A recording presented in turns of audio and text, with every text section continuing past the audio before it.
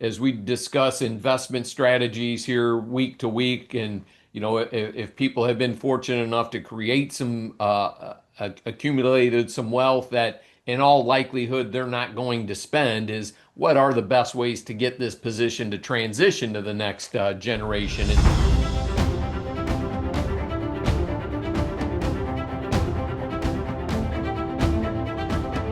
Well, over the next 20 to 30 years, upwards of 70 to 90 trillion dollars is expected to transition generationally. This has been come to known as the Great Wealth Transfer. Will it go as smoothly and efficiently as we would like? We're going to talk about that today on Your Game Plan for Retirement with Chris McIntire, president and founder of McIntire Retirement Services, and of course, Northwestern Ohio, your resource for a common sense approach to planning. Now, Chris, that's a lot of money changing hands and changing generations. Probably some hiccups along the way, but overall, I think this could be a big boom for the economy. Sure, it certainly could.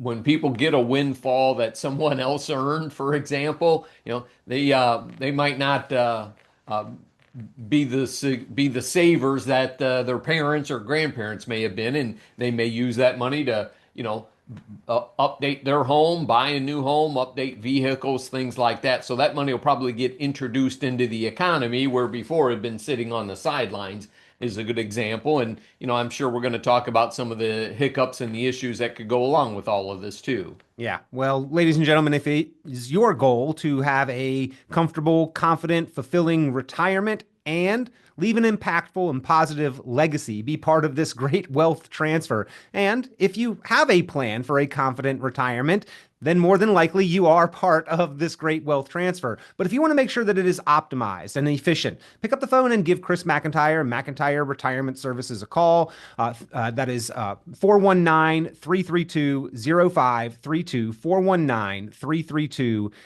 0532. Chris, the baby boomer generation, born 1946 to 1964, we are now in the midst of the bell curve of their life expectancies. Now, this generation has saved and invested and accumulated more wealth than any previous generation. So that's why we're talking here about this great wealth transfer. This generation is active. They're doing things. They want to spend money and have a fulfilling retirement, but still, with all that has been saved and accumulated, more than likely there are tens of trillions of dollars that are going to pass generationally. How do you balance the two of having a retirement where you're living life and doing the things that you always dreamed about doing, but also leave behind the positive financial legacy that we desire? Yeah, good point, Peter. And I typically preface our clients who are coming in and let's say maybe age 62 to 65 that they're retiring, their initial retirement. And, they're really not concerned at that point of, passing money on to their kids and grandkids. They've just stopped working. The paychecks have cut off. They're creating their own paychecks. So, we coach them to say, look, you're going to go through a couple of different phases here. You're more concerned about yourself than your kids' long-term retirement goals. We need to get you to that end. And then as they get into the, let's just call it from 80 to 90, later on in retirement where they're not spending as much money, they're doing less traveling and whatnot. Now, they might be spending more money if they're in an assisted living facility or something like that. But as far as, that discretionary expenses, those are probably more mitigated. My parents are in their upper 80s and 90s, and they don't do a whole heck of a lot. So, that's where you start positioning for, look, should we be giving some of this money away, and how do we protect it from the nursing home should we go in there? So there's that initial phase where, look, we're focused on ourselves, going to do the travel we always wanted to do, and we're going to spend some of this money, and then transition as you get a little bit older into, all right, now what do we do with what we've got left? Yeah. My dad had a conversation with me a long time ago that his plan, his intention was to bounce his last check, and I'm all for that. And my both my parents, I told them, I want you to spend your money. I have no problem with that. Enjoy your life. You earned it. You got yourself there, and don't worry about leaving anything behind. But I also noted to my dad, just make sure it's the last check you need to write. And that's the balance there, is that we want to make sure we've got enough to last. And if we have a solid plan to do that, Chris, then more than likely something is left behind, right?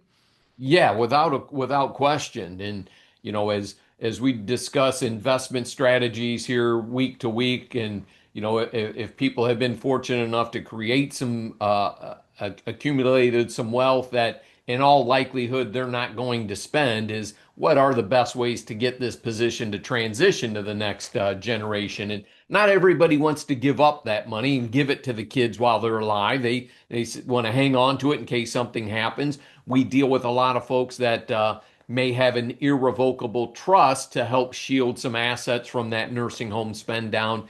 In Ohio, that's pretty common. In fact, we're helping some folks right now that have an irrevocable trust, and they want to put money into that and leave it in there for at least 5 years, and then it wouldn't be a countable asset for the nursing home spend down, if you will. So some of those have some significant tax implications. So there are layers of complexities here when it gets into that. Are we helping them transition non-IRA money or IRA money into some of these vehicles? So taxation is probably one of the biggest priorities that we have to have this discussion on as we're talking about their estate planning and the distribution of some of their accumulated wealth. Yeah. And there's a lot of nuances here, and different groups and different implications are going to apply to different situations. But to your point, Chris, like how much of this 70 to 90 trillion dollars that's estimated of the great wealth transfer actually ends up transferring to the IRS or to the nursing homes?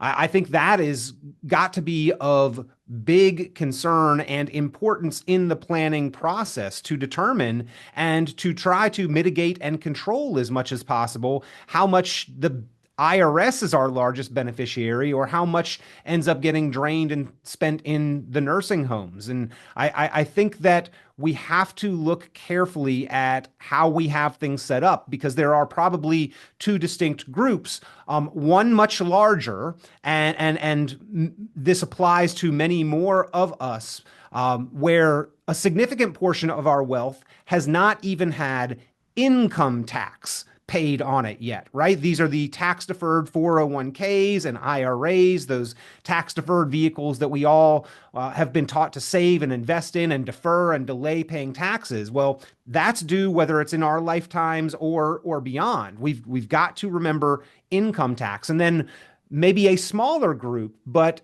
a much larger bill potentially, are those that might encounter estate tax. And I know those are two very different and distinct things, but when you pull them both together, the question is, how much does the IRS get of this great wealth transfer, right, Chris? Yeah, absolutely, buddy. And I believe, don't quote me, but I think it was, I just read recently on an Ed Slott IRA forum, message forum, that there's like $13 trillion in IRA money out there, okay, for IRA 401k money. So significant amount of untaxed dollars, going back to what you just stated, Peter. And, when the owner of that IRA dies, okay, typically the spouse is the next beneficiary. That's not a taxable event, and they may only have to take out a required minimum distribution, right? My dad's 90, going to be 93. My mom's going to be 88 here. So if dad passes away, mom gets his IRA account, and she only has to take out that required minimum distribution.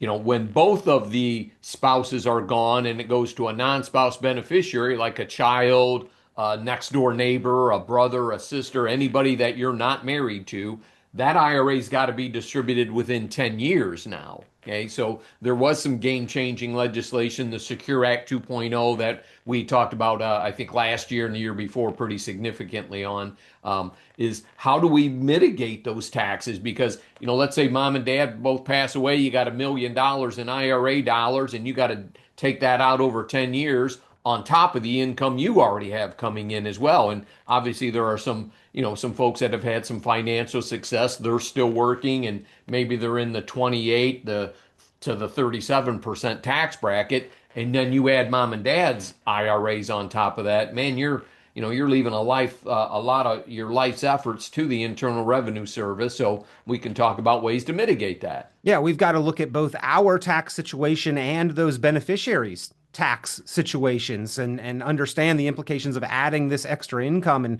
Chris, I think a lot of people are hesitant, right? Let's get into this, is that a lot of estates and a lot of legacies will transfer in perhaps the most inefficient manner because people delay, avoid, or ignore estate planning.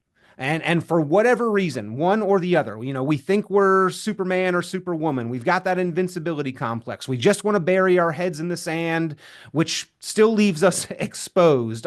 We have multiple children, and one of them may not be as financially savvy, and we don't trust them, so we ignore the planning altogether. We don't do anything about it. Like, there are multiple reasons why, but I think at the end of the day, far, far too many of us, Chris, have not done the proper estate planning that is necessary to make things happen smoothly and have that transition happen in the manner that we would wish. You're absolutely right. And that estate planning could be as simple as making sure your beneficiary documents are updated to, do I have my trust in place if I need a trust? Do I have my powers of attorney, for financial and for healthcare, many of those things to help this transition go as smoothly as possible. Most people listening to the show today that are a husband and wife, they may own their house together, but they don't have any mechanism for that house to pass free and clear of probate. So that's where you could get a beneficiary deed addendum is what the attorneys that we utilize do a lot. And then obviously some people may want to use a trust as well. My wife and I have a trust and we don't have any children, but we have certain assets that we want to make sure go to certain places, upon our passing. And and God forbid, should one of us pass away and the other one get remarried, do we have, where you need prenuptial agreements and some things like that as well. So, my wife doesn't go off and marry the pool boy at the Ritz-Carlton in Naples. Yeah, yeah, well, good luck. I mean, I was just thinking about your father at 93 with 88-year-old, much younger woman there. Good for him, right? Robbing the cradle, so to speak there, Chris. You got it. Yep, Mama Mac. Yeah, and an important note here, right? When wealth transfers from a spouse to a spouse, that is not a taxable event. So that, at least not immediately, that transition not necessarily having the same tax implications that we're talking about here with the great wealth transfer. But when wealth transfers from one generation to the next, there are rules, there are requirements for those taxes to be paid. And for those IRAs and those 401ks, Chris, that is within 10 years. Those accounts must be liquidated by those beneficiaries within 10 years. And so that money is going to be added on to their already taxable income, right? And in this case, when we're talking about one generation passing away that is maybe in their 80s or 90s, like that receiving generation could be in their 50s or 60s, like right there in their peak earning years, Chris. Yeah, without a question, buddy. Couldn't agree more with that. And that's why we talk about the need and the uses of life insurance, not just for with somebody dying and protecting the mortgage of the house, but to also leave a legacy of income tax-free money because you can use that money to help pay taxes on IRA accounts and things along those lines. There is no more tax efficient investment vehicle than life insurance, right? Because I'm investing pennies to get tax-free dollars down the road, and I'm going to let the insurance company worry about how long I'm going to live, right? So, and again, to quote our friend Ed Slott once again there, yep, life insurance is using pennies to buy dollars. And, so, there are some, some other tools that are out there. A lot of people as they get older, they're in that conventional wisdom of, look, I don't need life insurance, so I've cashed it in, or my term insurance has expired. So, those are just facts of life. We have to deal and play the game with the cards that you've been dealt. And many people have IRAs and they don't want to do Roth conversions because they don't want to pay any additional taxes.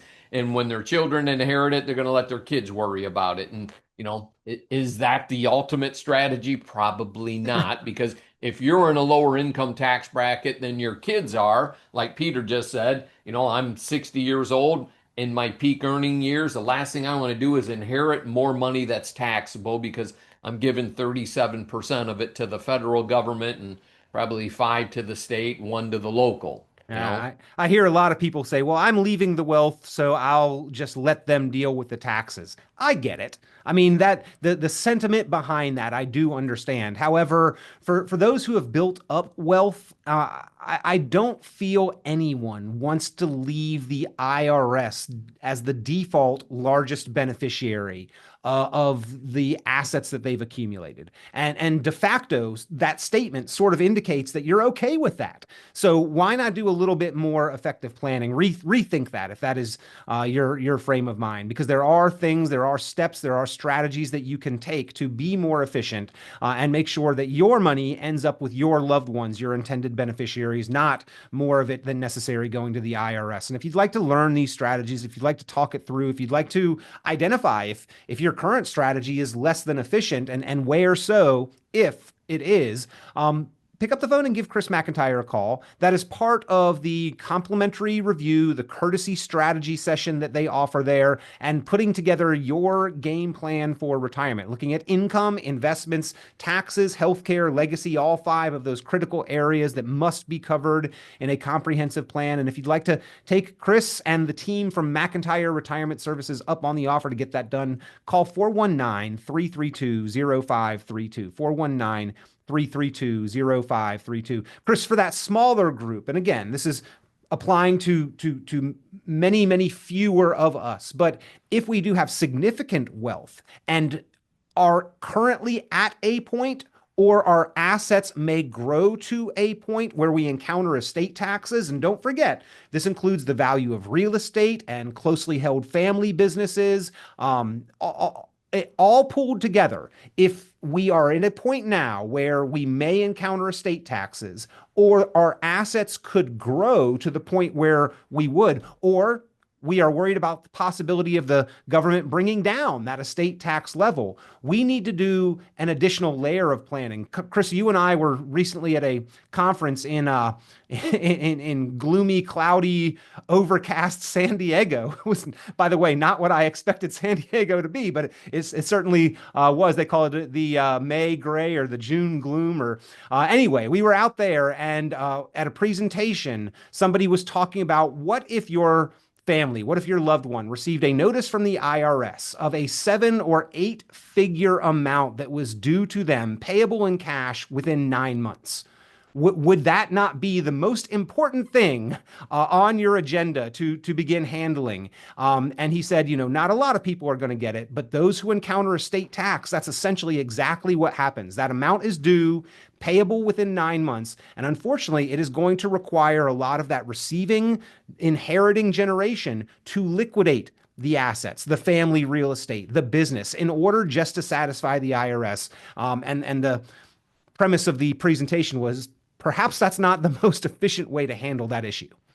Yeah, you're correct, Peter. And yeah, June gloom for sure out there. Yeah, it was cloudy and nasty, and it was maybe upper 60s at the most. It was not what I expected San Diego to be. Yeah, and to relate to your story right there, of estate taxes, it's a very friendly estate tax environment right now, but that doesn't mean it always is going to be. The state of Ohio does not have an estate tax, but when we did, the farmers would typically, when the farmers passed away and they were leaving, 200 acres to the family had to sell those acres to pay the estate taxes in 9 months because they, typically didn't plan for such an event to happen. And it does, right? Two Do, things in life are certain. I'm always fascinated with the origin of common sayings. Do you know where the statement "he bought the farm" came from? Like you know what that means, right? Somebody passed away, he bought the farm. It's actually because those farmers, Chris, used to have to a mortgage is a payment for life, right? Until death. Mortgage, mortuary, Yep. mortician, same root to death. The farmers used to buy life insurance so that their family could buy the farm when they passed away. And hence the saying, he bought the farm. Yeah, absolutely. And then with mortgage rating mortality in there, my Latin teacher would be very proud of us right now, Yes, yeah, Peter. indeed.